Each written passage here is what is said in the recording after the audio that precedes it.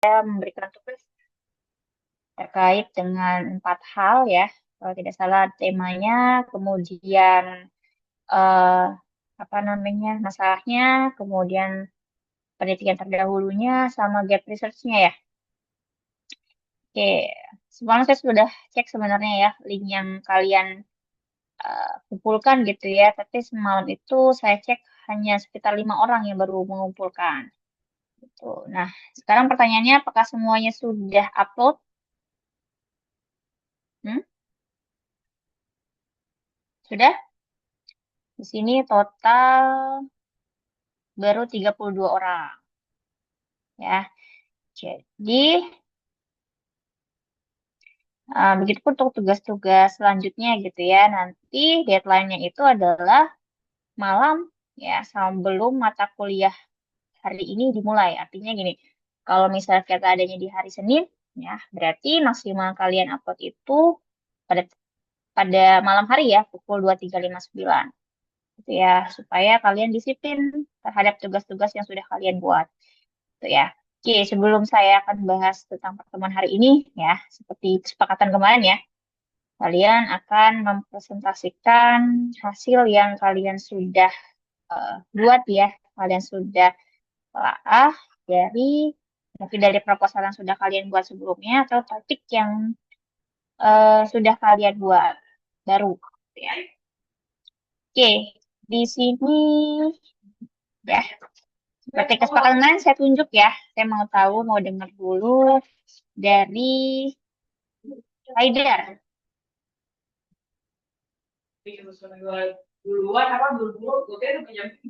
Haidar, Ya Bu, terdengar. ini mau share screen atau gimana? Boleh di share screen aja Bu. Boleh.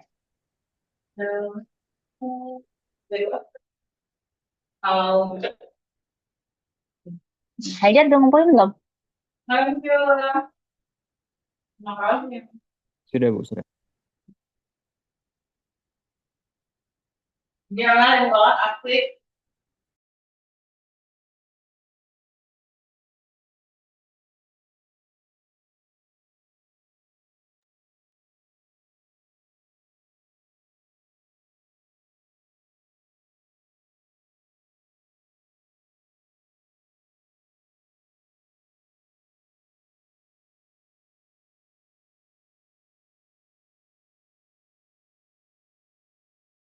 Silahkan dimulai Haidar. Oke, selamat sore Ibu Alifah. Kali ini saya akan menjelaskan sedikit tentang topik yang saya ingin bawa gitu ya. Nah, saya ini judulnya itu pengaruh nilai tukar dan suku bunga terhadap ekspor non migas Indonesia pada tahun 2022 sampai 2024. Nah, topik ini itu sesuai dengan medlib pada semester lalu. Jadi saya mengambil dari medlib semester lalu dulu. Nah, untuk mengapa saya ngambil 2022 sampai 2024 karena untuk 2025 yang terbaru itu belum sampai semuanya gitu, belum ada yang terbaru. Jadi saya lebih baik ngambil dari Januari sampai Desember gitu. Jadi saya nggak ngambil Januari sampai Agustus gitu kalau misalnya ngambil 2025. Terus untuk menentukan masalahnya itu beberapa tahun terakhir ini ekspor non migas mengalami fluktuasi tidak stabil pada tahun 2022 aja. Total ekspornya sekitar 291 miliar. Tapi apabila dicek per bulannya, nilainya masih sering berubah-ubah. Sementara itu rupiah juga kadang melemah ataupun menguat terhadap dolar kalau kita lihat secara per bulannya. Terus ditambah lagi suku bunga acuan BI sempat dinaikkan lalu ditahan di 6% pada awal 2024. Nah, kondisi ini membuat pertanyaan, apakah perubahan nilai tukar dan suku bunga itu mempunyai dampak langsung ke ekspor, nah khususnya ekspor non migas di Indonesia.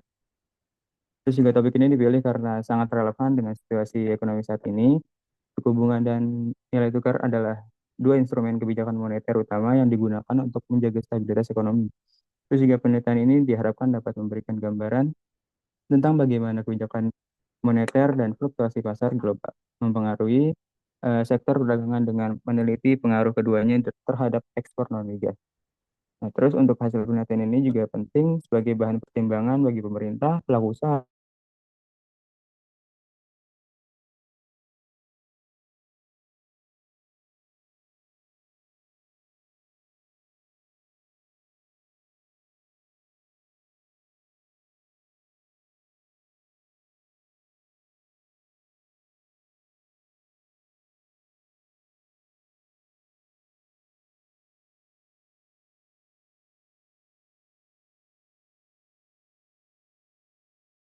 Artinya sinyalnya Haidar ya, terputus ya. Iya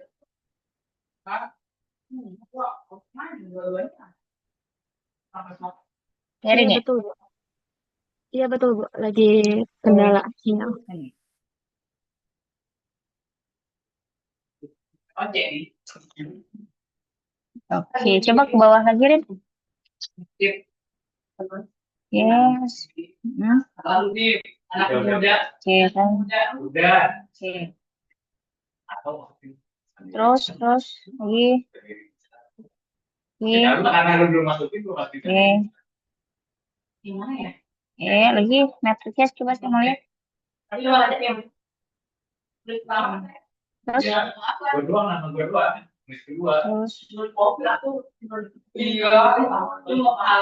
Terus.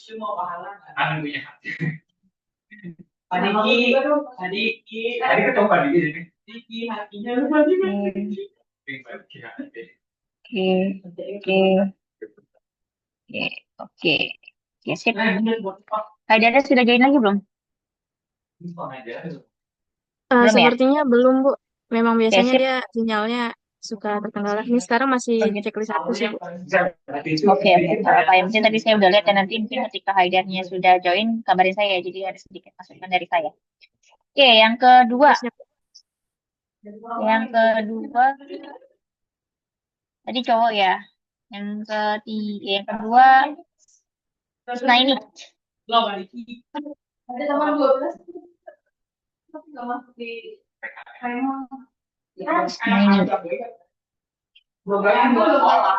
Jadi 24 kalau itu 24 setengah. Namanya dia nanti itu kan mana terdengar Isnaini suaranya?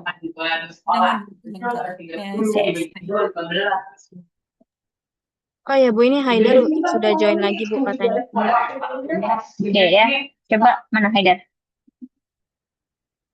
Ada Bu, saya Bu. Mau Bu tadi Oke. sinyalnya hilang. Oke, gak apa. Coba Rin bisa screen lagi tadi bentar punya Haidar. Kalau tadi saya lihat ya punyanya Haidar cukup menarik tadi ya. Alasan kenapa Haidar ngambil topik itu, ngambil tema itu. Terus dijelasin juga kenapa tahunnya tahun 2020 sampai dengan 2024 gitu ya. Nah, oke. Terus di sini tadi ada jelasin nggak Haidar kenapa Haidar ngambilnya untuk sektor apa tadi, migas non migas? Kalau saya sih biar lebih spesifik aja gitu Bu, karena kan kalau misal pertanian atau pertambangan itu kayak apa ya? Ya saya biar lebih khusus aja sih Bu.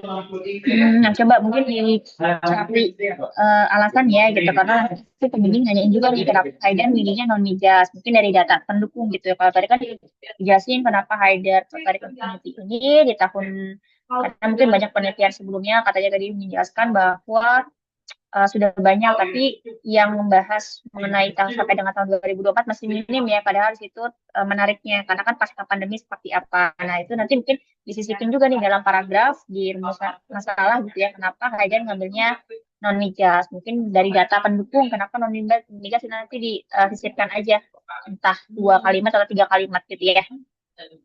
Itu dari saya jadi silakan dilanjutkan untuk Haidar ya tapi datanya berarti sudah ada ya. Berarti kan itu 2022, 23, 24 ya. Terus ketiganya ada semua variabel. Ada Bu, semuanya ada. Oke, sip. Silakan dilanjutkan. Terus Haidar. Oke, Oke, next untuk yang kedua tadi Isna ini ya.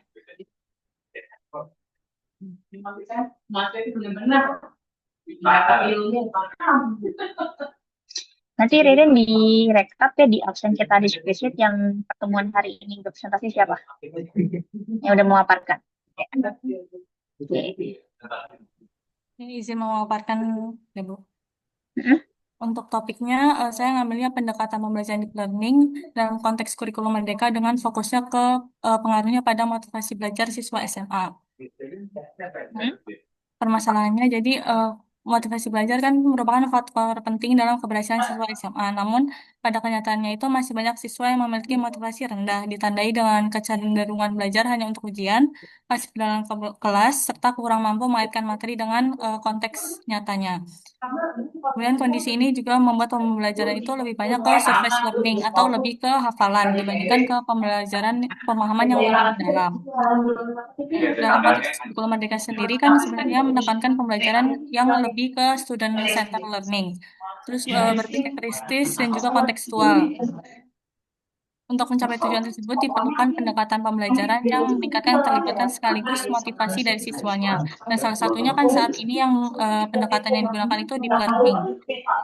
Dengan proses belajar yang aktif dan bermakna, siswa diharapkan lebih termotivasi untuk belajar, tidak hanya karena tuntutan ujian, melainkan juga karena adanya rasa ingin tahu serta pemahaman yang lebih kuat terhadap materi. Namun, penelitian mengenai hubungan antara pendekatan deep learning dan motivasi belajar siswa itu, khususnya di Indonesia dalam konteks implementasi kurikulum Merdeka, masih terbatas penelitiannya. Oleh karena itu, saya ingin meneliti tentang ini.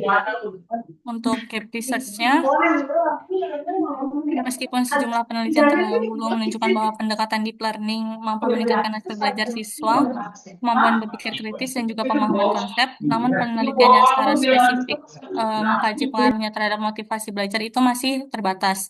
Selain itu, sebagian besar kajian juga dilakukan pada konteks kurikulum sebelumnya, sehingga belum banyak bukti empiris yang tersedia terkait dengan implementasi dari kurikulum Merdeka, khususnya di jenjang SMA. Padahal secara teoritis pembelajaran deep learning ini diyakini dapat mendorong keterlibatan, kemandirian, juga semangat belajarnya siswa. Dalam praktiknya, guru juga menghadapi kendala karena terbiasa menggunakan metode konvensional yang lebih ke teacher center, sehingga motivasi belajar siswanya juga cenderung rendah. Kemudian untuk novelty-nya dari penelitian ini terletak pada fokus kajian yang secara khusus lebih meneliti pengaruh pendekatan deep learning terhadap motivasi belajar siswa SMA dalam implementasi kurikulum Merdeka. Berbeda dengan penelitian sebelumnya yang lebih banyak menyoroti dampaknya terhadap hasil belajar maupun kemampuan berpikir kritis dari siswa. Untuk pemetaannya. Sip. Nah, saya mau tanya ini ke Mbak Isma ini ya. Tadi kan disebutkan di atas itu ya, katanya untuk pembelajaran deep learning itu belum banyak ya, mengenai hubungan langsung antara pendekatan deep learning dengan kurikulum Merdeka ya, benar ya? Jadi disebutkan di situ masih sangat minim gitu ya. Tapi saya lihat di jurnal referensinya ya itu justru penelitian-penelitian terbaru ya 2024 sampai dengan 2005. Gitu. Kalau tadi kan Haidar kan jawabannya relate ya, dia bilang banyak Bu penelitian yang membahas tentang topik ini, tapi rata-rata di bawah tahun 2022. Jika saya cek, memang benar rata-rata 2021 ya, yang membahas tahun 2022 ke 2024 itu masih sangat minim. Nah, kalau di sini saya lihat justru jurnal-jurnal pendukungnya adalah jurnal-jurnal terbaru 2024-2025. Jadi menurut saya mungkin novelty atau apa namanya alasan Isna ini untuk mengambil topik ini belum sesuai gitu. Jadi tidak bisa disebutkan bahwa penelitiannya masih sangat minim. Padahal memang deep learning ini apa namanya menjadi lagi satu topik lah di dunia pendidikan gitu. Ya, nah ini ya bisa ditangkap nggak? Iya, Bisa bisa. ya. Ya, jadi mungkin bisa dicari alasan yang lain gitu ya. Jadi itu bukan gap research-nya menurut saya. Ya, jadi bisa ditambahkan alasan yang lain ya. Ibu, izin bertanya, kalau misalnya yang fokus ke motivasi kayaknya belum, saya belum nemu yang benar-benar ke motivasi SMA. Itu termasuk gap research-nya nggak, Bu? Hmm, ada di paragraf coba tuh. Di novelty ya. Pada fokus kajian yang secara khusus, peneliti mempengaruhi pendekatan deep learning terhadap motivasi belajar siswa dan implementasi kurikulum vertikal. Beberapa dengan C. Tadi masalahnya adalah motivasi yang rendah ya. Pasif di kelas kurang mampu. Oke. Nah, kalau yang ini terbalik ya, berarti ya Mbak Isna ini ya. Kalau tadi Mbak Isna ini bilang kalau fokusnya banyak yang belum ke motivasi, Bu. Gitu ya. Nah, banyak bahas tentang deep learning, tapi fokusnya tidak ke motivasi. Nah, ini terbalik. Ya, berarti kan harusnya Isna ini cari masalahnya dulu ya, motivasinya dulu. Berarti kan itu terbalik ya. Kalau tadi kamu cari X-nya dulu, nah Y-nya yang bahas tentang motivasi. Kamu bahas tentang deep learning dulu, terus apa namanya? Yang Y-nya, yang motivasinya yang masih belum dibahas, Bu. Nah, itu terbalik. Berarti kan harusnya kamu cari dulu masalahnya. Nah, yang membedakan apa? Oh, ternyata si X-nya itu faktornya berbeda loh, Bu, dengan penelitian lain. Gitu. Nangkep nggak? Maksud saya? Ngerti, Bu, ngerti. Gitu ya. Jadi, eh, terbalik. Berarti harusnya Mbak Isna ini bukan alasan motivasinya. Berarti mungkin penelitian terdahulu bedanya di X seperti ini, Bu. Mungkin fokusnya adalah di learning-nya seperti apa gitu ya. Membedakan penelitian Mbak Isna ini dengan penelitian yang lain gitu ya. Jadi silahkan ditambahin untuk permasalahan latar belakangnya sama perbaruannya gitu ya. Oke, Bu, Oke, terima kasih.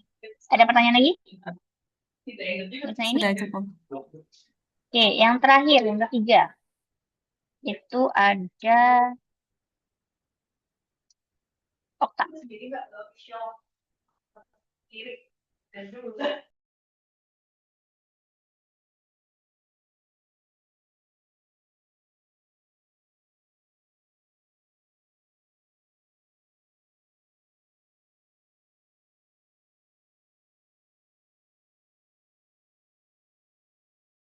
Nah, terdengar suara saya, Okta?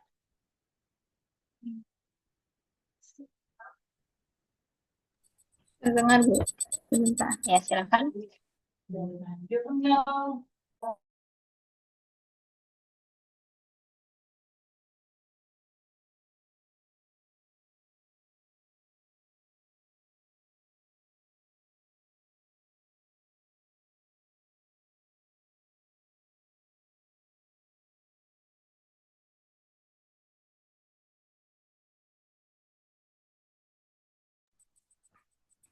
Nah, untuk topik yang mau saya bawa atau mau saya teliti adalah bagaimana pengaruh indeks pembangunan manusia ini dan tingkat pengangguran terbuka ini terhadap tingkat kemiskinan yang terjadi di Provinsi DKI Jakarta. Nah, selanjutnya masalah yang menyebabkan terjadinya fenomena ini di mana masih banyaknya kesenjangan pembangunan, di mana tidak semua lapisan masyarakat merasakan peningkatan terhadap pendidikan, kesehatan, dan daya beli, serta bagaimana ketersediaan lapangan pekerjaan yang tidak seimbang dengan pertumbuhan penduduk, sehingga masih banyaknya pekerja yang bekerja di sektor informal, tapi masih dengan gaji yang rendah, sehingga meskipun mereka bekerja, masyarakat tetap hidup dalam kondisi yang miskin. Nah, selanjutnya fenomena yang mendorong melakukan penelitian ini adalah meskipun indeks pembangunan manusia ini terus menunjukkan peningkatan atau menunjukkan kualitas pembangunan manusia yang terus meningkat atau membaik dan tingkat pengangguran terbuka yang cenderung menurun, namun pada kenyataannya kemiskinan belum dapat sepenuhnya diatasi atau dapat menurunkan jumlah penduduk miskin secara signifikan.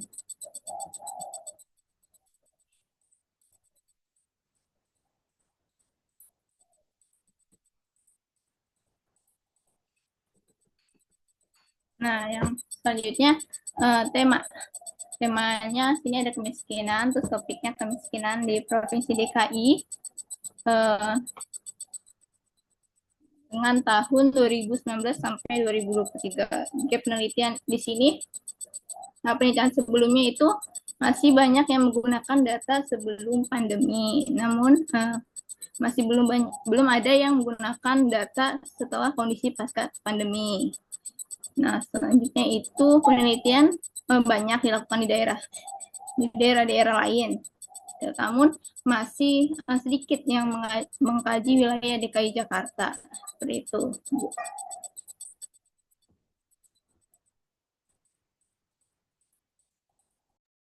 Ya, terus Wal.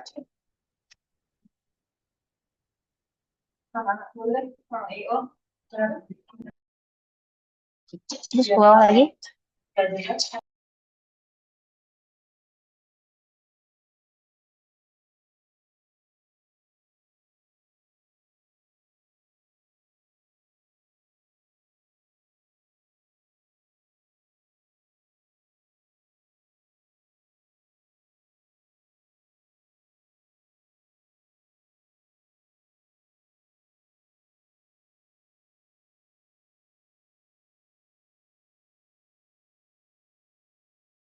Oke, ya. Tadi temanya tentang kualitas sumber daya manusia. Itu diukurnya dari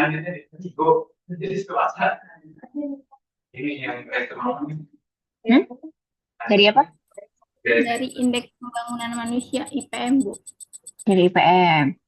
Terus benar nggak kalau yang diteliti di Provinsi Jakarta masih minim?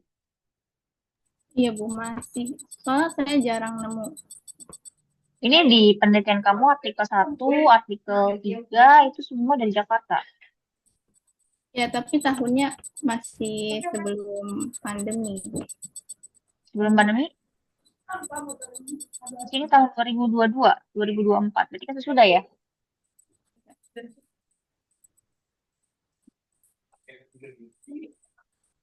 Ya, 2024, 2022, berarti sesudah pandemi ya? Oke, itu pertanyaan saya. Terus yang kedua di sini di poin 4 kamu tadi jelasin kalau apa namanya tadi mana ya? Oh, poin 3 sorry. Ya, walaupun IPM-nya meningkat, menunjukkan kualitas pembangunan meningkat ya, tapi justru tingkat kemiskinannya belum dapat sepenuhnya diatasi atau menurunkan jumlah penduduk miskin secara signifikan. Nah, menurut saya nggak usah disebutin bahwa kemiskinan belum dapat sepenuhnya di atas itu jelas gitu di negara-negara maju juga banyak gitu ya kemiskinan ada poin kemiskinan yang memang tidak bisa diatasi cuman bilang aja kalau tidak bisa menurunkan jumlah tingkat kemiskinan di DKI Jakarta gitu ya dan alasannya mungkin bisa dibandingkan gitu ya nanti dengan kota-kota lain gitu ya DKI Jakarta masuk ke peringkat berapa tingkat kemiskinannya nanti itu bisa menjadi penguat juga di latar belakang gitu ya Okta ya. Ya, Bu. Ya, ada pertanyaan lagi? Terima kasih, Bu. Oke, sip. Silakan di post.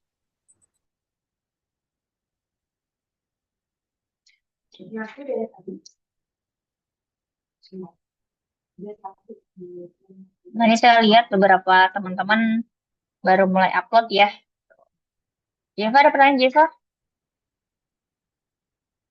Siap, Bu. Apa pertanyaannya? Ada pertanyaan? Ah, mungkin saya coba minta tanggapan Ibu aja terkait apa yang sudah saya buat kemarin, Bu. Boleh nggak kira-kira kalau saya share screen? Boleh. Tapi dengan segala keterbatasannya, Bu, kalau saya masih banyak rancu-rancunya, Bu. Mohon maaf. Gimana caranya ya, Bu? Bentar, bentar.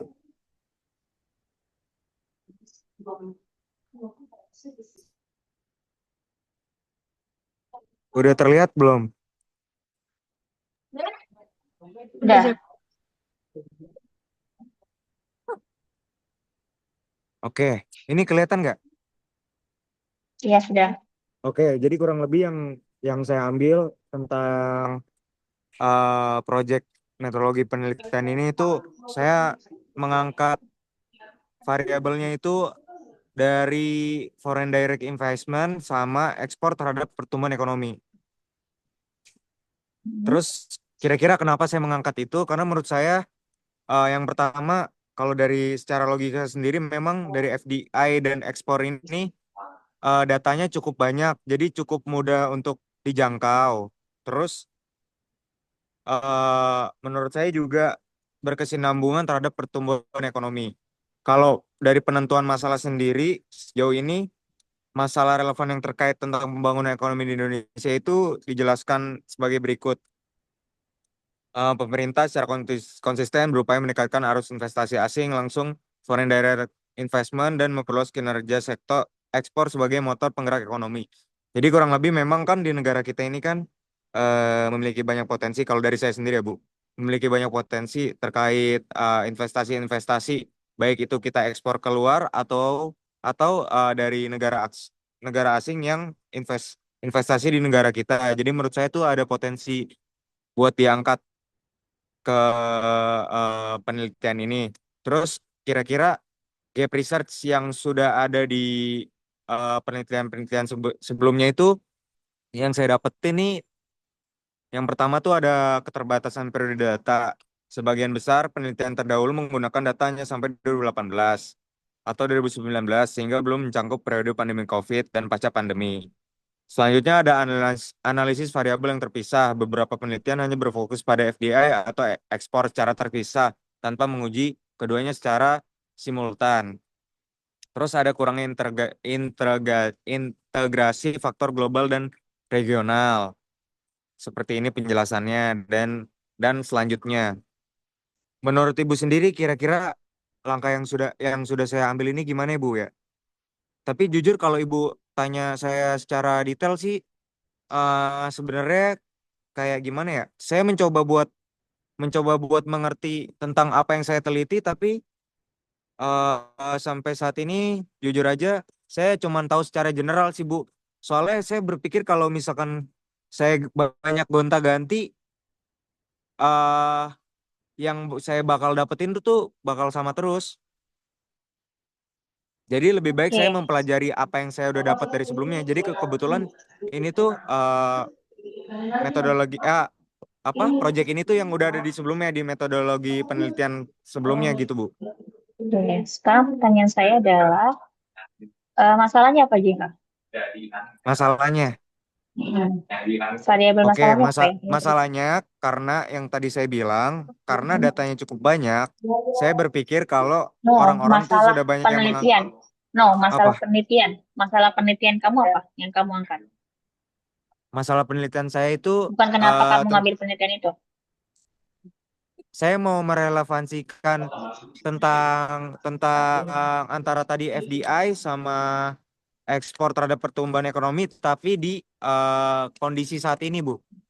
Nah, kalau ditanya apa masalah penelitian, berarti apa? Y-nya kan, yang kenapa kamu melakukan penelitian itu masalahnya, fenomena apa yang Mm-mm. terjadi, ya kan? Berarti kalau ditanya Iya, masalahnya apa, Y kamu apa tadi? iya saya itu Kamu bilang eh, ekspor. ekspor Y, Eh, apa bedanya X sama Y? kenapa, Bu? Y itu kan masalah ya, Iya, iya, iya, iya. Iya, itu ya yang Y-nya di apa? pertumbuhan Yang ekonomi, jadi Bu. masalah, pertumbuhan ekonomi. Oke, kalau tadi Zeva jelasin di latar belakang itu masalah dari faktornya malah dari X1 tadi bahas tentang FDI terus bahas tentang ekspor itu bukan masalah. Itu kenapa yang mendorong terjadinya permasalahan pertumbuhan ekonomi. Jadi kalau tanya masalahnya apa, jawabannya berarti apa? Pertumbuhan ekonominya turun atau rendah. Itu kan masalah. Berarti Betul, Bu. Jevano sebelum fokus ke dalam X1, X2 harus fokus dulu ke masalahnya, ke pertumbuhan ekonomi. Cari datanya apakah pertumbuhan ekonomi di tahun tersebut menurun atau meningkat.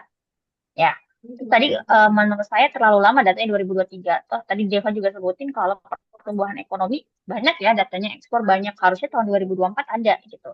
Jadi kalau Jevano cuma sampai tahun 2023 kan? Berarti cari. Kalau kalau kalau yang di data referensi saya sampai 2024 sih, Bu. Tapi memang Nah, beda tadi sih kan sama tapi yang saya sampai tulis tadi. 2023. Nah, jadi nanti diperluas lagi sampai dengan tahun 2024. Terus fenomenanya fokus ke dalam pertumbuhan Ma- ekonomi. ah, variabel ya Y. ke Y-nya dulu. Oke, oke. Nah, lihat dari Y-nya dulu, Deva tahu masalahnya apa, benar-benar turun nggak gitu kan. Turun atau enggak, atau mungkin sudah dibandingkan tahun-tahun sebelumnya, lihat dulu permasalahannya apa. Kemudian baru Deva lihat dari faktor-faktornya apa sih yang menyebabkan pertumbuhan ekonominya rendah gitu. Baru jemputin di situ ekspor lah, FDI. Jadi kalau tadi terbalik ya, Deva justru jelasin dulu tentang S1-nya dulu apa, FDI dulu, kemudian ekspornya apa, baru pertumbuhan ekonomi. Nah itu pola pikir seperti harus diubah. Jadi kita berangkat dari masalahnya dulu ya, Ivano, baru ke S1 dan S2-nya. Gitu ya. Jadi diperbaiki dulu ya. Nggak masalah mau dilanjut pakai variabel itu nggak apa-apa, tapi harus dibenahi konsepnya ya. Jadi masalahnya dulu, kemudian baru faktor-faktor yang mendukung terjadi permasalahan tersebut. Gitu ya. Oke Bu, jadi mungkin langkah selanjutnya yang saya lakukan untuk memperbaiki ini tuh berarti saya cari masalah utama di variabel Y-nya dulu ya Bu. Cari datanya dulu pertumbuhan ekonomi di tahun 2010 berarti sampai dengan tahun 2024 gimana 2024. nih pergerakannya? Pergerakannya gimana? Turun kah? Naik kah? Kalau memang turun berarti bisa dilanjutkan. Karena kan berarti terjadi permasalahan kan? Kemudian baru cari apa faktor-faktor yang mendukung turun. Kenapa sih terjadi penurunan pertumbuhan ekonomi? Oh ternyata FDI seperti ini. Oh ternyata ekspornya seperti ini gitu ya. Oke, Jadi baik Bu. fokus ke dalam masalahnya dulu ya. Kayak Oke tadi Bu. ketika saya tanya Devano, kayaknya keliru nih perbedaan antara X dan Y. Jadi itu yang menyebabkan Devano kenapa bahas X-nya dulu tadi. Harusnya kan bahasnya Y-nya dulu, masalahnya dulu, fenomenanya dulu gitu ya. Betul Bu. Sip Terima kasih Bu. ya. Yuk, nah teman-teman saya mau nanya nih, kalau kalian nyari jurnal biasanya pakai apa sih? Kemarin kita sudah singgung tentang Publish and Paris ya. Ya. Mungkin teman-teman mahasiswa suka lihat jurnal, cari jurnal, ya. Kemudian banyak jurnal-jurnal yang tidak bisa diakses, benar nggak? Benar, Bu. Nah, oke. Biasanya kalau nggak bisa diakses pakai apa? Bukanya. Ada yang tahu? iHub, Bu. Ya, oke. Siapa tadi yang jawab? Siapa? Pandu. Iya, Bu. Oke, siapa yang sudah menggunakan Sci-Hub? Di sini, kelas ini. Oke, satu, coba pakai reaction di Zoom-nya. Satu, dua. Oke, terus baru dua orang. Tiga. Baru tiga orang yang pakai. Oke, sekarang mungkin kita singgung sedikit ya. Ini memudahkan teman-teman. Mungkin, aduh saya mau baca Bu lebih detail terkait jurnal tersebut, tapi ternyata belum bisa. Nah, ini ada contoh ya. Misalnya teman-teman buka ya. Salah satu jurnal nih. Gitu ya. Ini kan jurnal internasional. Biasanya kalau kayak gini kan, kalau ada view PDF-nya itu biasanya bisa dibuka ya. Misalnya kita buka lah. Jurnalnya bisa dibuka. Oke, malah robot ya. Ya, atau biasanya ini kan, nah, ini biasanya adanya letaknya biasanya ada di sebelah sini atau di sebelah sini biasanya view PDF-nya. Nah, ini kan lengkap ya, semuanya ada sampai dengan kesimpulan. Nah, kadang juga kalian nemuin jurnal ya yang seperti ini ya, tidak bisa lihat full artikelnya ya. Harus ada pembelian dulu ya, gitu kan. Nah, gimana cara bukanya? Bisa kan ada alamat doi-nya ya di sini ya. Yaitu kalian bisa copy ya, HTTPS-nya, kemudian bisa dibuka Sci-Hub-nya ya. Ya, linknya kemudian tinggal copy aja, kemudian di open. Nah, kebuka deh ya. Kalau tadi kan di sini kita cuma bisa buka abstraknya aja ya. Nah, ini bisa buka sampai akhir. Ya, kita coba lagi mungkin.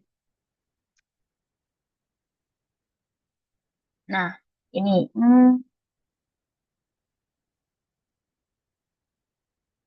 mana ya?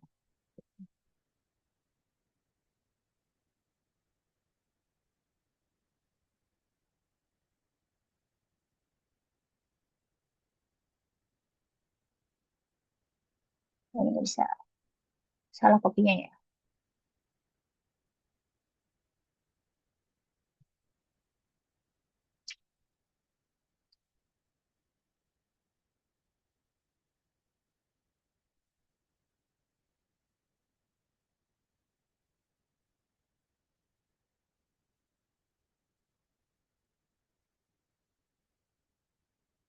Oh, kurang ada TPS-nya.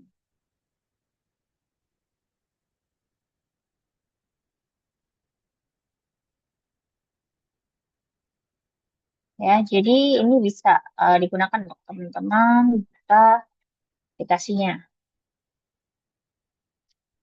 Ya, tadi ya, pakai copy link yang ada di atasnya biasanya, kemudian tinggal dipaste di sini. Ya, oke. Siapa tadi? Pandu ya?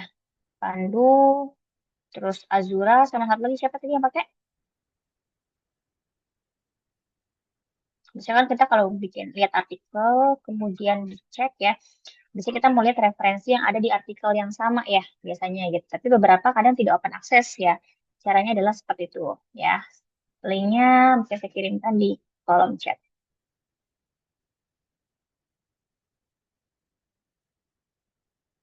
Oke, ya. Bentar.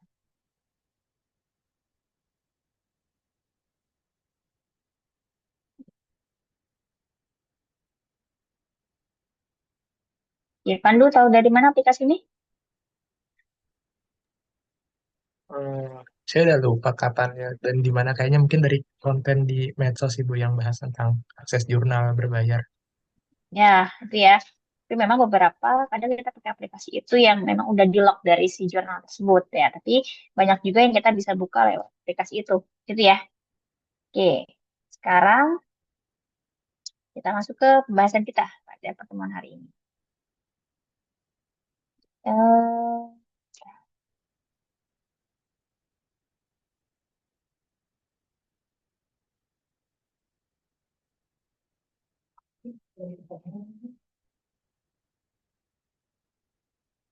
Ya, sudah kelihatan ya? Oke. Proses penelitian masalah variabel paradigma penelitian. Pertanyaannya adalah, kenapa proses penelitian harus dimulai dari identifikasi masalah sebelum menentukan metode penelitian? Ada yang tahu nggak? Kenapa kita harus mulai dari identifikasi masalah sebelum menentukan metode penelitian?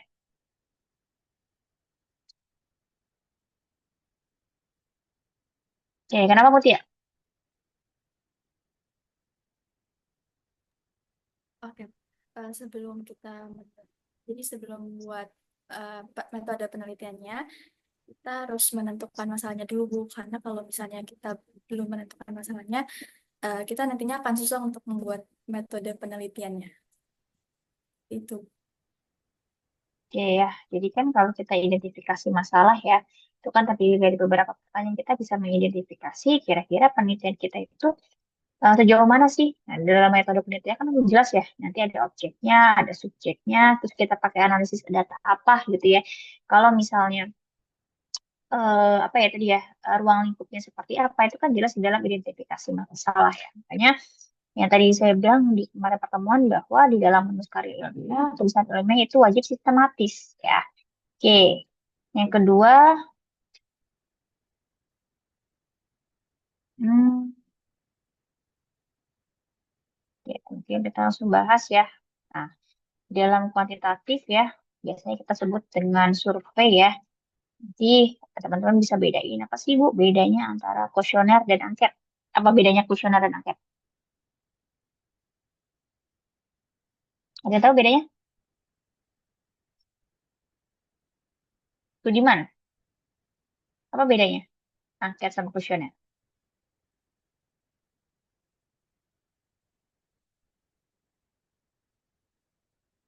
Ini untuk data primer ya. Oke, apa Budiman?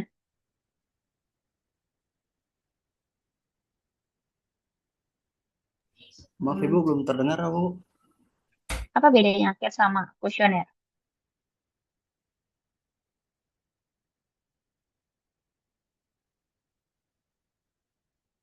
Terdengar suara saya?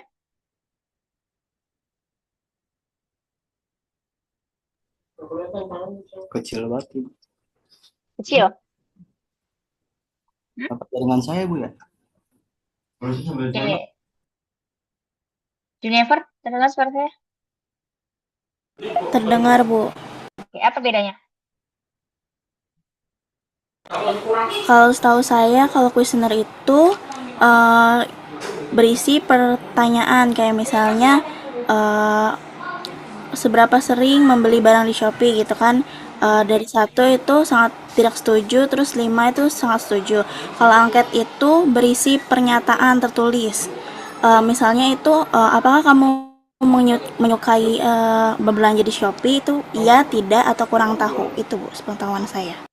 Oke, benar ya. Jadi teman-teman harus bedain apanya kuesioner dan juga angket. Namanya question berarti berbentuk pernyataan. Ya, tadi apakah kalian bla bla bla bla bla. Nah, kalau angket dia berbentuk pernyataan. Saya suka makan Indomie. Saya suka belajar eh, di GRK lantai 10. Nah, itu beda ya. Jadi banyak orang salah persepsi gitu ya, apa perbedaan antara angket dan juga kuesioner. Gitu ya. Nah, hmm, ya ini sekilas ya. Jadi kita dari rumusan masalah, nanti kita akan dapat landasan teori ya, yang mendukung, yang akan menjawab dari masalah-masalah yang sudah kita buat. Kemudian kita bikin hipotesis. Nah, di dalam hipotesis itu kita melalui proses namanya pengumpulan data. Pengumpulan datanya apa? Sekunder atau primer gitu ya. Nah, kalau datanya primer, kita lihat nanti kita akan hitung populasi dan juga sampelnya berapa gitu ya. Kemudian kita melakukan pengembangan instrumen. Nanti untuk sampai UTS kita akan sampai di tahap pengembangan instrumen ya sampai dengan bab 3. Nanti bab 4, bab 5 itu setelah UTS gitu ya. Oke, ini sedikit ya tentang persyaratan proposal ya. Tuh. Topik skripsi telah mendapatkan persetujuan jelas. Mahasiswa telah menempuh perkuliahan minimal 120 SKS. Nah, ini perlu diperhatikan ya, teman-teman nanti ketika mengambil skripsi, lihat di KHS kalian udah ngambil berapa SKS. Ya, mungkin teman-teman yang belum sempat ngambil mata kuliah mungkin karena IPK-nya kurang dari 3, nah itu harus diperhatikan ya. Jadi harus mengambil mata kuliah minimal 120 SKS ya. Dan mata kuliah metode penelitian itu adalah mata kuliah prasyarat ketika kalian akan mengambil skripsi. Jadi ada nggak sebelumnya di metodologi penelitian yang nilainya di bawah B? Ada nggak di sini? Ada. Jadi ini adalah mata kuliah wajib ya. Nanti metrik dan juga metrik lanjutan itu adalah mata kuliah wajib. Gitu. Oke. Nah, nanti ya biasanya alurnya kalau di PE ya, teman-teman nanti akan mengajukan dulu dosen pembimbingnya siapa, kemudian temanya apa, pendidikan atau non-pendidikan atau UMKM. Nanti dari Prodi, dari Pak Parno yang akan mengakses ya, kira-kira pembimbing kalian DP1 dan DP2-nya siapa. Nanti ketika kalian ada dosen pembimbing, hubungi dua-duanya dulu, DP1, DP2, kemudian sampaikan, misalnya ada dosen yang memang mau ke DP1-nya dulu nih sampai dengan bab 3. Ada yang dua-duanya berjalan secara barengan. Terus sama-sama kita konsultasi di bab 1, bab 2, dan juga bab 3. Gitu ya. Oke. Nah, ya. Kriteria ya. Dalam skripsi minimal tuh 3 bab ya. Untuk proposal, pendahuluan, kajian pustaka, dan juga metodologi penelitian. Nah, ini perlu yang sudah saya sampaikan ya di pertemuan sebelumnya gitu ya, tidak terindikasi plagiarisme. Jadi nanti kalian sebelum proposal dan sebelum sidang skripsi biasanya akan dicek Turnitinnya berapa ya. Nah, ini 5 tahun terakhir ya minimal. Oke. Kemudian di dalam bab 1 kita akan bahas tentang apa aja gitu ya. Jadi dalam bab 1 kita akan membahas mengenai gap empiris ya. Apa yang membedakan ya dari penelitian terdahulu mungkin penelitian A menyebutkan bahwa X berpengaruh terhadap Y gitu ya. Nah, penelitian B menyebutkan bahwa X tidak berpengaruh terhadap Y. Nah, itu adalah gap empiris ya. Kalian harus menemukan gitu. Oh, ternyata ada perbedaan juga itu sebagai gap riset juga. Sebagai novelty juga bisa kalian lakukan. Gitu ya. Terus kemudian apa aja di dalam bab 1? Nanti ada latar belakang penelitian ya, pertanyaan atau disebut dengan rumus penelitian, kemudian tujuan penelitian dan juga manfaat penelitian. Nah, ini perlu diperhatikan juga terkait dengan penulisan judul nanti yang akan kalian ambil. Ya, terdiri dari maksimum 12 kata. Ya, jadi skripsinya jangan terlalu panjang judul-judulnya katanya. Itu harus diperhatikan juga. Jadi tidak bisa, Bu, kita objeknya panjang gitu, apakah ada tulisan tidak wajib ya untuk menuliskan objeknya. Kalau memang judulnya sudah panjang, apalagi kemarin seperti Pandu kan variabelnya banyak banget ya Pandu ya. Nah, itu kan karena kita pahami jenjang kita masih S1, jadi silakan dipilih faktor yang menurut Pandu paling berpengaruh atau paling menarik gitu ya. Kemudian tidak mengandung unsur singkatan ya. Ya, kecuali populer. Makanya biasanya kita sebutnya eh, apa namanya istilah bukan bukan singkatan gitu ya, tapi istilah PDB. Ya, kita nggak bisa nyebutin cuma PDB berpengaruh atau enggak ya, tapi jelasin produk domestik bruto ya. Tuh, kemudian tidak terlalu sempit ya dengan menyebutkan tempat penelitian secara spesifik. Tidak menyebutkan nama merek dan perusahaan kecuali dengan persetujuan dari pihak terkait. Jadi kalau kalian Bu, saya meneliti tentang perusahaan atau sekolah tersebut. Nah, biasanya kan kalau dari sekolah itu kita ada surat dulu ya, teman-teman sebelum survei ke dalam sekolah tersebut, sebelum melakukan penelitian kan ada surat dulu dari fakultas. Nah, biasanya kalian mengajukan dulu nih surat ke sekolah tersebut apakah diakui atau enggak gitu ya.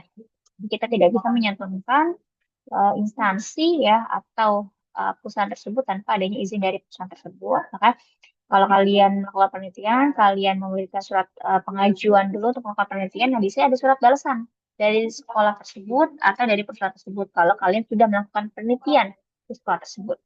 Ya, oke.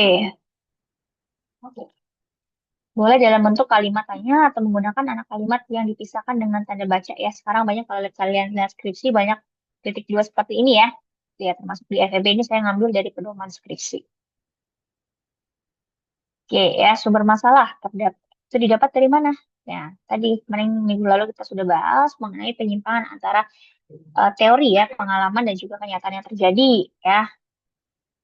Oke, kemudian mungkin ini ya, rumusan masalah ya. Bentuknya bermacam-macam ya.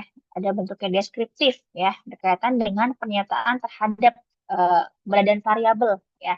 Mau satu variabel atau kita membandingkan antara variabel satu dengan variabel yang lainnya gitu ya.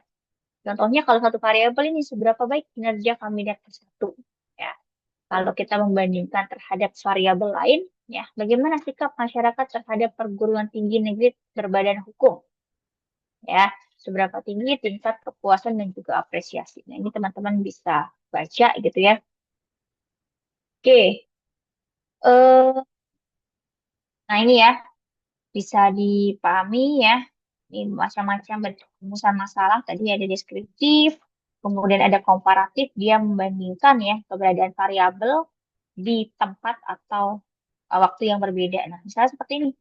Kita membandingkan nih produktivitas kerja antara di perusahaan A dengan perusahaan B. Berarti kan kita mengcompare ya, membandingkan. Nah, bisa dalam seperti itu rumusan masalah.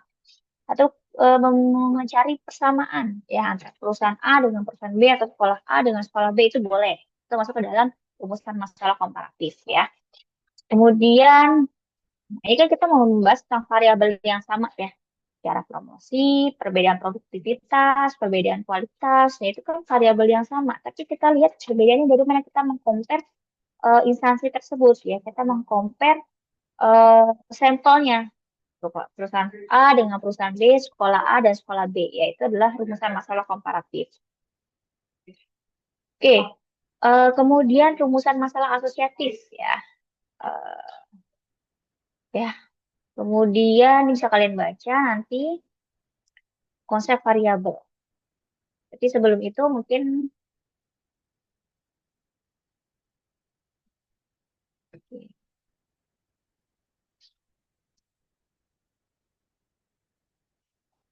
ya, tugasnya ya untuk pertemuan selanjutnya, kalian tahu apa bedanya di variabel-variabel itu ada variabel apa aja tahu nggak?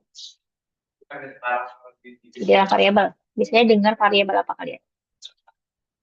Macam Dependen, variabel, dependen. Oke, terus? dependen, Oke, terus?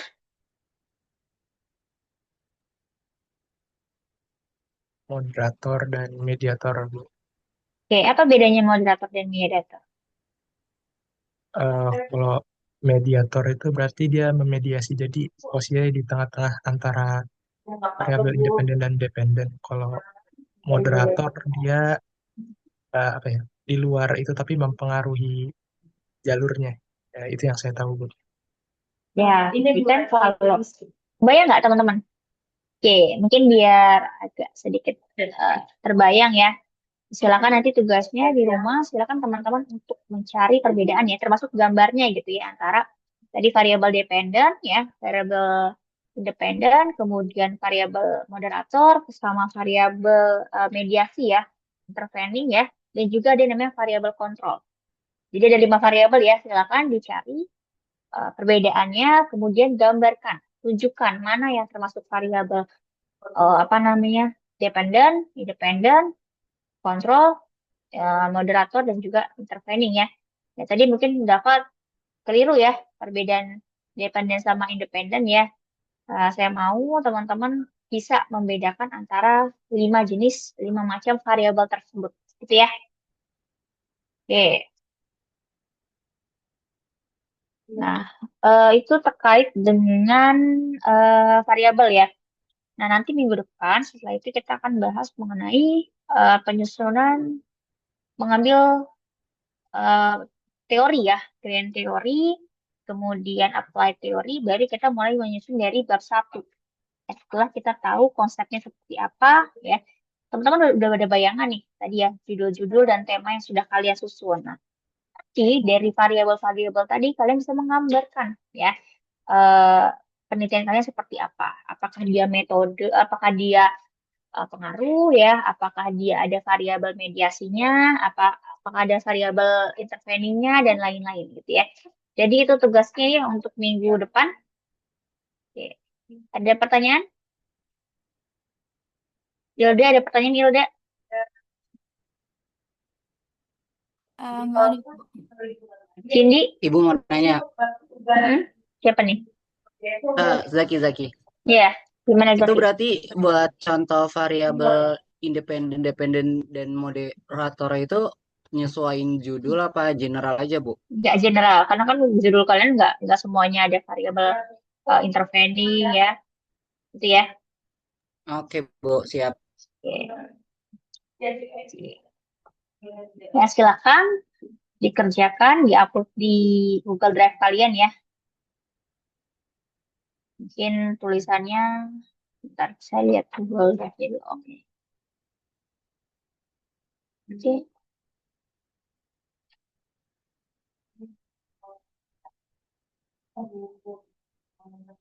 Mungkin di ini aja ya, Ririn, kan itu kan ada folder tugas 1 ya. Bikin aja tuh folder tugas.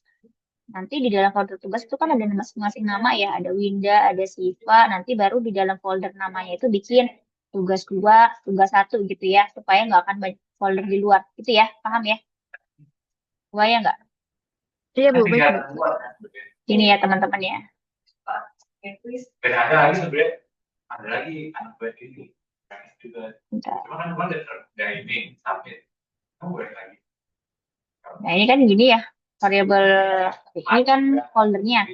Nah ini dibuat tugas aja, nanti di setiap masing-masing nama baru kalian tambahkan tugasnya. Ini berarti tugas 1, nanti tugas 2-nya berarti yang hari ini, tugas 3 dan lain. Jadi dimasukin ke folder nama yang sudah kalian buat, biar nggak banyak folder di luar gitu ya. Oke, ada pertanyaan lagi?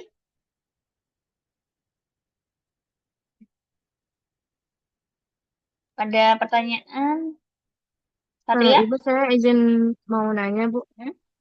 Buat yang belum tadi sempat buat maparin gitu, itu nantinya akan Ibu komen di yang spreadsheet gitu atau bagaimana ya, Bu? Oke. Ini udah diupdate belum dari spreadsheet yang pertama kali Ririn kirimkan ke saya? Apanya, Bu, yang diupdate? Kan judul-judulnya, tema-tema yang kalian ambil. Oh, kalau judul-judulnya setahu saya masih pada lanjut sih, Bu. Terus saya udah bikinin kolom juga buat judul baru. Kalau ada yang mau pakai judul baru, bisa ditambahkan di situ sih, Bu. Oke. Sementara dilanjut aja dulu, silakan. Sambil teman-teman melengkapi hal-hal yang tadi kan teman-teman kalian sudah paparkan, itu kan ada masukan, ada tambahan. Berarti kan kalian udah terbayang ya, kira-kira dari penelitian kalian itu sudah lengkap atau belum, sudah ada di dalamnya nggak komponen-komponen tadi. Kalau belum, ya berarti tinggal dilengkapi aja gitu. Kalau dirasa ragu, kayak tadi kayak deep learning, itu kan kayak deep learning di judul yang sebelumnya belum ada ya. Tadi deep learning siapa? Nah ini ya, Iya, Bu, saya. itu dari judul sebelumnya apa enggak? Iya, pakai judul semester kemarin. Oh, semester kemarin ya. Oh gitu, oke. Oke. Silakan dilanjutkan nggak apa-apa gitu. Kalau saya pribadi nggak apa. Paling kalian nanti kita akan apa ya, memvariasi ke judulnya aja gitu ya dari judul kemarin.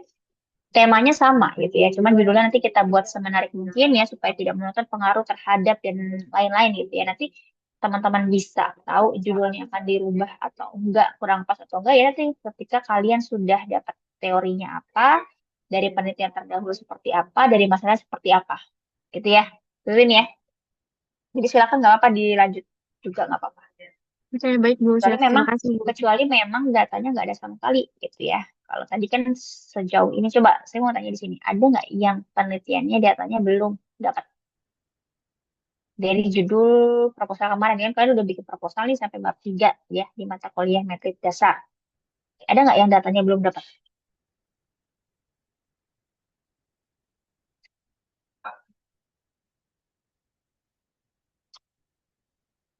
Udah dapat semua? Berarti nggak ada masalah dong? Izin bertanya, Bu. Gimana Pak Du? Ini kan kalau saya kan penelitiannya datanya primer ya, jadi memang belum Hmm, ada. belum dapat datanya karena harus Hmm, sebar kuesioner dulu kan, Bu. hmm, Nah, hmm. kalau itu eh, gimana tuh? Tapi saya juga belum mungkin ada yang mau saya ubah juga dari pertanyaan-pertanyaan yang udah saya buat karena ya menanggapi yang pertemuan kemarin itu ada satu variabel yang saya hilangkan gitu. Jadi variabel X-nya Nah, jadi Pandu, judul tentang apa Pandu? judulnya. Iya, kemarin judul dari Oh, metrik dasar. pengaruh literasi finansial, persepsi risiko, media informasi dan pendapatan terhadap minat investasi. Itu yang saya hapus variabel pendapatannya, Bu. Hmm. Oke. Eh, tadi ini apa? Minat Y-nya minat, investasi. betul. Oke, ruang lingkupnya di mana? Ruang lingkup, oh ini ya, Penelitiannya penelitian mau di mana? di mahasiswa FEB UNJ, Bu. Mahasiswa FEB UNJ. Nah, berarti Pandu harus bikin prariset dulu. Benar nggak sih kalau ternyata eh, minat investasi di FEB UNJ itu masih minim? Udah bikin belum sebelumnya? Udah sih, Bu, semester kemarin udah dibikin. Cuma mungkin udah udah ada lumayan sih yang isi, tapi nggak tahu itu angka pastinya berapa gitu. Kira-kira Atau berapa? mungkin minimalnya berapa. Kira-kira berapa? Nah, Mungkin belasan atau 20-an gitu, Bu. Kayaknya kurang. mungkin masih kurang ya. Kurang ya. Terus Pandu dispesifikasiin lagi berarti untuk respondennya. Karena kan populasinya pasti gede ya, mahasiswa, FEB, UNJ. Nah, mau dispesifikasinya seperti apa gitu kan? Apakah mungkin yang uang jajannya di atas sekian, itu kan bisa menjadi kualifikasi dari responden ya, gitu. Silakan mau ditarik benangnya itu ke responden seperti apa gitu ya, Pandu ya. Yang kira-kira cocok nih untuk melihat minat investasi mahasiswa FEB gitu.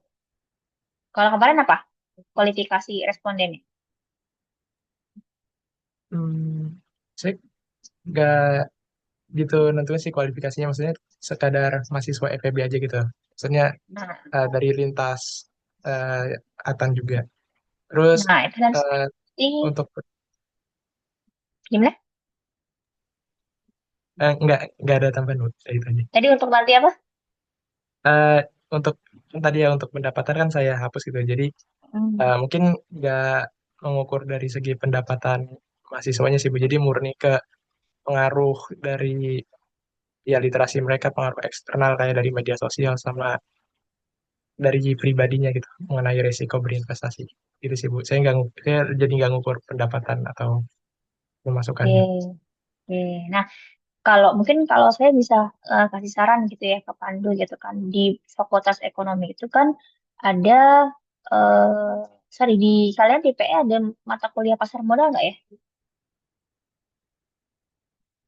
Ada nggak mata kuliah pasar modal? Nggak ada. Atau mungkin ada bab mata kuliah yang dosennya mengaku pasar modal. Atau di sini ada yang masuk ke labnya Pak Riswandi pasar modal.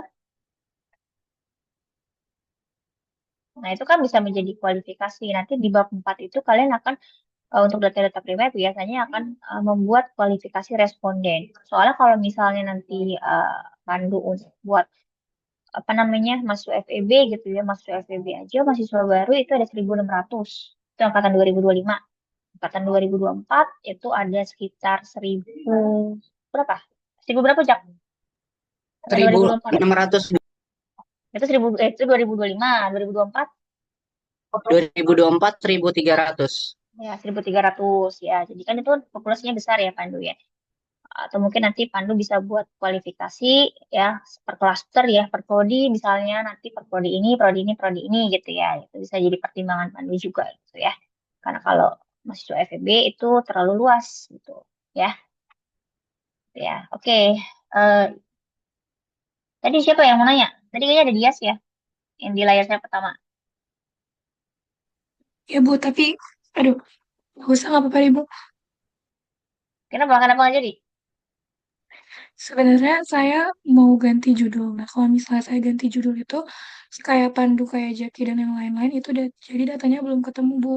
Nah, cuman judul yang mau saya ganti itu tentang minat wirausaha juga ianya. Tapi di pertemuan satu, Agus sempat notice kalau tentang usaha-usaha gitu kan katanya coba jangan diambil karena itu ke PB. Nah, itu saya mau nanya itu jadinya tuh boleh atau enggak gitu Bu. Minat berwirausaha. Bagus Iya. pilihan itu ya di pertemuan pertama ya. Pokoknya dia ada ngomong judul-judul yang kayak kalau bisa diminimalisir karena itu harusnya diambil sama prodi PB. Ya, sebenarnya kalau menurut saya minat berwirausaha boleh ya, karena kan kita profil lulusannya ada wirausahawan ya. Jadi ada guru, praktisi, sama wirausaha. Jadi nggak masalah sih menurut saya minat wirausaha. Cuman mungkin yang sekarang ya berbau digital, minat wirausaha yang seperti apa, diklasifikasiin gitu ya. Gitu. Mungkin yang maksudnya siapa? Pak Agus ya, itu mungkin lebih ke marketingnya, ke digitalnya, ke pemasarannya gitu. Kalau berwirausaha nggak masalah karena di kita juga ada mata kuliah itu gitu ya, ada mata kuliah kewirausahaan digital gitu ya Dias ya.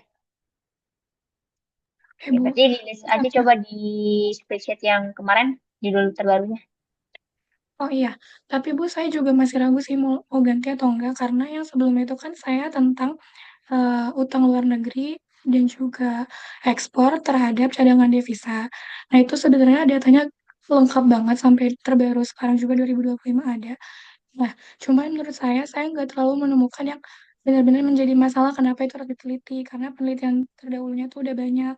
Jadi kayak kurang, apa ya Bu, kurang ada masalah yang diambil. Jadi masih mikir mendingan dilanjut atau eh ya dari yang baru kayak tadi minat berwirausaha gitu. Iyanya apa? Iyanya apa? Eh cadangan devisa di Indonesia. Cadangan devisa di Indonesia. Faktornya apa aja? Itu ekspor migas dan non migas itu gabungan. Kemudian sama utang luar negeri. Hmm. Ya sih. Nah, coba faktornya ada nggak faktor lain yang mendukung cadangan devisa? Berarti cadangan devisanya rendah, menurun. Sebenarnya kalau cadangan devisa tuh kalau misalnya yang saya ambil datanya itu kan dari 2024 ke bawah, 10 tahun lebih. Nah, itu kan setelah pandemi dan sebelum pandemi itu ada fluktuatif ya Bu, naik turun. Nah, kalau utang luar negeri juga sama, itu ada naik turunnya. Terus kalau dari penelitian terdahulu, itu gap research-nya itu, kalau penelitian terdahulu itu apa ya dalam jangka pendek sama jangka panjang itu gak konsisten hasil dari penelitiannya itu apa namanya mempengaruhi sama nggak mempengaruhinya. Jadi kenapa diteliti ulang di tahun yang terbaru itu buat lihat relevansinya di tahun sekarang gitu sih Bu. Nggak masalah sih menurut saya ya. Cuman mungkin variabelnya bisa di eh, cari lagi gitu variabel X ya faktornya pendukung cadangan devisanya gitu ya, Mbak Dias ya. Gitu. Kalau misalnya devisanya sudah ada gitu kan data pendukungnya ya, cadangan devisanya ada, berarti cadangan devisanya lengkap datanya. ada sampai 2024 sama 2025, cuman belum sampai akhir, baru kuartal terakhir. Nah, kalau udah jadi masalah, nggak apa-apa menurut saya. Tinggal cari lagi aja faktor pendukungnya, gitu ya, membedakan dengan penelitian sebelumnya, gitu. Dan coba pastikan juga di kakak kalian nggak ada yang pakai judul itu, gitu ya. Oke, Oke. Bu. Terima kasih, Bu. Gimana, Jak? Kalau Hai. kalau saya ini Bu sama kayak Padu, cuman kan kemarin saya ngekerucutinnya dari jumlah transaksi. Sedangkan kalau dari jumlah transaksi kan itu berarti rata-rata penjualan atau rata-rata pendapatan ya. Jadi saya ubah Bu X-nya jadi ke volume transaksi. Jadi seberapa banyak orang yang beli pakai QRIS tersebut. Nah, Jakartanya saya kerucutin lagi nggak di Jakarta Timur Bu, tapi di Kepulauan Seribu yang mana daerahnya itu masih 3T. Itu boleh nggak sih Bu? Jadi berarti kalau misalnya begitu data primernya saya survei ke Kepulauan Seribu gitu ya Bu? Iya, iyalah. Oke Bu, Betul. pengen nanyain itu doang sih. Kalau Betul. buat data sama kayak Pandu juga sih, masih karena masih pakai data primer dan emang belum kecatat nih di BI buat jumlah fixnya. Jadi ya itu yang menjadi saya tiba-tiba kok unik nih di sini kalau digali. Gitu Nah, sih Bu. tadi kan Zaki bilang kalau datanya itu, oh ini udah jam 5 ya? Oke, berarti agak, siapa Ririn ya sama Galuh mau rapat ya? Silakan kalau mau keluar Iya dari Zoom betul. nggak apa-apa. Saya izinkan. Dari tunggu Pak Hanis soalnya. Sebenarnya bisa kita keluar Bu, cuma kita buat Zoom KKL juga minjem punya kelas juga sih Bu. Oh gitu. Nunggu saat ini dong. Oke lah kalau gitu. Ya udah kita bentar lagi ya keluar ya. Tadi Zaki milih Kepulauan Seribu karena Karena yang pertama datanya masih belum ada di BPS maupun di Bank Indonesia, jadi masih ngawang gitu Bu datanya dari berita. Sedangkan yang saya baca tuh kan ada beberapa pulau di Kepulauan Seribu itu yang masih di 3T dan ada yang masih jadi Kepulauan Seribu itu jadi tempat destinasi wisata gitu kan ya Bu. Nah jadi saya rencananya kan karena itu ya emang nggak tahu sih baca muncul di berita aja ternyata oh pas saya kulik dengan judul saya cocokin lagi ternyata nggak ada dan emang sedikit sumber yang jelasin kalau rata-rata penggunaan QRIS di Kepulauan Seribu yang 3T itu emang masih kurang gitu walaupun di mana Jakarta itu kan pada karya ya Bu seharusnya, tapi kalau misal di Kepulauan Seribu itu kan ada yang masih jadi tahapan destinasi wisata dan juga masih ada yang 3T gitu Bu.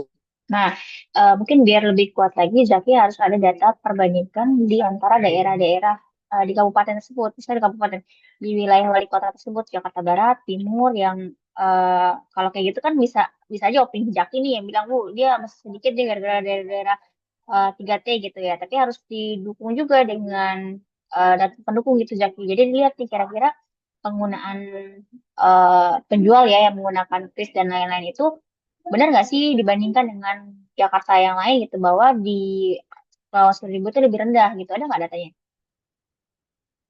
Nah, itu kalau misalnya itu kan ada Bu yang nyebutin, cuman buat jumlah angka pastinya tuh masih dalam bentuknya berita gitu Bu. Suara Tapi saya nggak ada terdengar angkanya, jelas nggak Bu? dengar. Nah, Berarti itu nggak ada angkanya. pakainya persen Bu. Nggak apa-apa, Oh nggak apa-apa. tapi lengkap, nggak Oke. apa-apa. Misalnya kayak walaupun ya teman-teman ya, walaupun mereka mungkin menyebutkan dalam berita tersebut dalam bentuk paragraf ya, kalian tinggal bikin ubah jadi tabel aja gitu, Jakarta Barat, Timur, Jakarta Selatan gitu ya. Nanti dibikin presentasinya dalam bentuk tabel, gitu. Biar enak dibaca gitu ya, Jaki ya. Oke Bu, baik. Oke, Ilda, jadi ada pertanyaan Ilda? Jadi Bu, sebelumnya kan data saya itu kan sekunder ya Bu, time series gitu. Nah, saya tuh cuman ngambil 2020 sampai 2023 doang Bu. Nah, itu saya ngambil per tahun gitu, apa karena kesedikitan terus jadiin kuartal atau nggak apa-apa Bu per tahun aja? Apa? Masalahnya apa? eh Bentar. Ini Bu, yang pengaruh inflasi dan jumlah uang beredar terhadap pertumbuhan ekonomi di Indonesia tahun 2020 sampai 2023. Nah iya, itu kurang datanya. Dan yakin itu nggak ada kelas yang pakai judul itu udah dicek di repositori. Belum sih, Bu. Nah, coba dicek dulu ya datanya ya. Itu saya yakin 2024 juga ada itu data yang sangat familiar gitu ya. Jadi silakan apa tadi S1 yang kasih sama S2-nya Uang beredar M2, Bu. M2. Itu M2 ada nggak datanya per kuartal? Nah, itu belum dicek, Bu. Kalau misalkan per kuartal ada, berarti dirubah ke per kuartal ya, Bu, biar banyak. Iya kan N-nya 30 kan. Tadi kan nggak sampai kalau misalnya 2000 per tahun cuma berapa tuh? Cuma 3 tahun kan? Mm-mm. Silakan dilengkapi dulu dan dicek dulu di repository ya. Oke, Bu. Terima kasih, Bu. Oke. Kaila ada Kaila? Saya Bu, saya itu kan ganti judul ya Bu ya dari Medit sebelumnya sama yang sekarang tuh ganti. Nah, cuma tuh ada satu data yang baru keluar itu tuh di tahun ini 2025. Jadinya pas saya mau maksudnya tahun ini tuh baru keluar kan 2025 itu yang literasi keuangan. Terus kalau misalkan mau aman semua datanya itu adanya tuh sampai tahun 2022 Bu. Nah, itu boleh apa gimana Bu? Kamu literasi keuangan data primer apa sekunder? Data sekunder. Literasi keuangan? Iya, literasi keuangan dari OJK datanya. Yang Mm-mm. survei literasi keuangan. Survei. Nah, oke. Coba judulnya apa? Temanya apa? Pengaruh kualitas pendidikan dan literasi ekonomi terhadap kesejahteraan ekonomi masyarakat di Indonesia. Kesejahteraan ekonomi masyarakat. Mm-mm. Teorinya ada. Kemarin sih tadi tuh udah sempat nyari Bu. Itu ada, cuma laptopnya udah saya matiin. Terus kesejahteraan ekonomi masyarakat diukurnya dari apa? Kenapa Bu? Kesejahteraan ekonomi masyarakat diukurnya dari apa?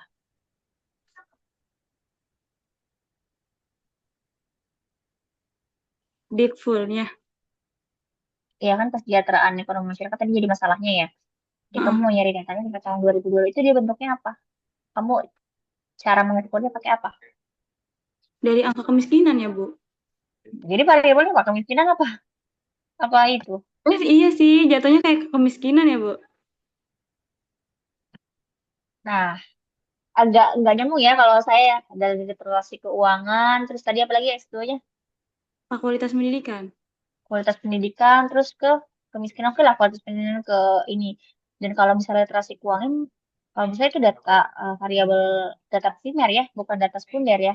Itu kalaupun kamu dapat dari BI, itu kan dia dari hasil survei juga yang dilakukan oleh si BI. Itu sama aja dengan kamu melakukan penelitian kamu ke lapangan, sebenarnya.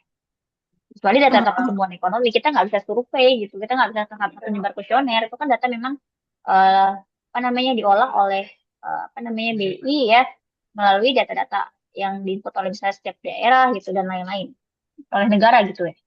Jadi menurut saya variabel literasi keuangan itu adalah variabel primer, ya bukan variabel sekunder. Oke, makasih Bu. Ya, oke. Ada lagi?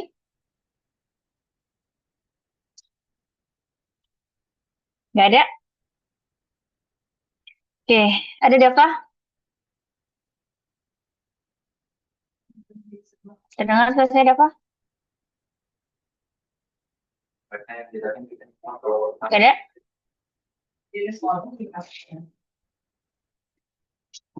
Oke, kalau nggak ada, kita akhiri ya teman-teman perkuliahan hari ini karena mau ada Zoom selanjutnya ya.